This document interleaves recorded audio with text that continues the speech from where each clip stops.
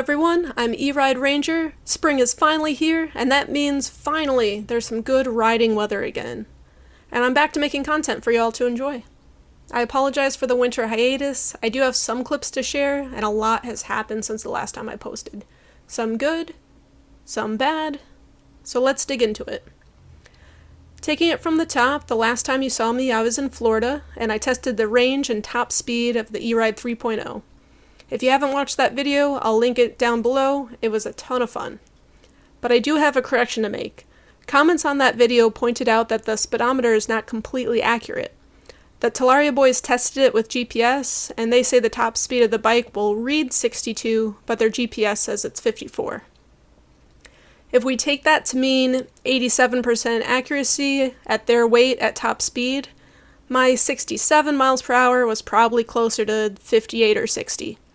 I do believe Eride's claim of 62 top speed with a very light rider. At the end of that video, I said I wanted to make a music montage of Florida riding footage, but that never happened because it rained and I just couldn't get any new footage. I didn't want to just reuse the old footage you guys have already seen. So what I did do was start to install the turn signal brake light kit that I got for the bike. However, there was an issue with one of the lights and I had to wait for it to arrive. By the time I returned back to Virginia, the second 3.0 arrived. The second Eride Pro SS 3.0 came in, so we've got mine here up front, and we've got my husband's here. He's already moved over his lights and mirrors from his MX-3. He's not moving the blue pegs and seat cover and things over because he wants to do a green wrap on this one. But today we're going to customize mine. So I'm going to give it a quick wipe down because it's a little dirty. Not as dirty as that one, but it's a little dirty. So today what we have in store is the EMX turn and brake light kits. We've got some decals and we've got some mirrors. I got the lights installed. The kit's wiring was pretty delicate and I ended up needing to fix a couple of the connection points. The handlebar mount was also too thick for the 3.0 because of how the brake lines come out of the brake levers. So I cut out the turn signal switch and removed the rest of the mount and the extra wiring because I didn't need the extra horn and light. The 3.0 already comes with that stuff installed. So what should have been a plug-and-play kit ended up being very complicated, and I had to buy wire strippers, wire splices, a soldering iron, and a Dremel with cutting discs.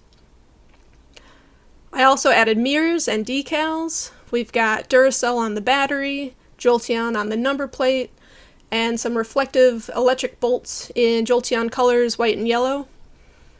I have some footage from test riding this, and everything works great. My husband started using the new bike to get to and from work, with temperatures in the 30s. How do I gain this superpower? I go numb from riding in the cold in like the 50s. Anyways, you probably want to know what happened to this bike. One day, on his way home from work, some deer jumped out in front of him.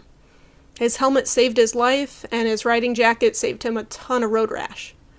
He did get a concussion, a bad left knee sprain, a left ankle sprain, and a bruised bone on his left heel. No other injuries except some very minor scrapes on his knees. The bike fared pretty well. It needs a new handlebar, a new screen mount, and we'll probably add some new mirrors too. Then I had my birthday, and I got some good new gear.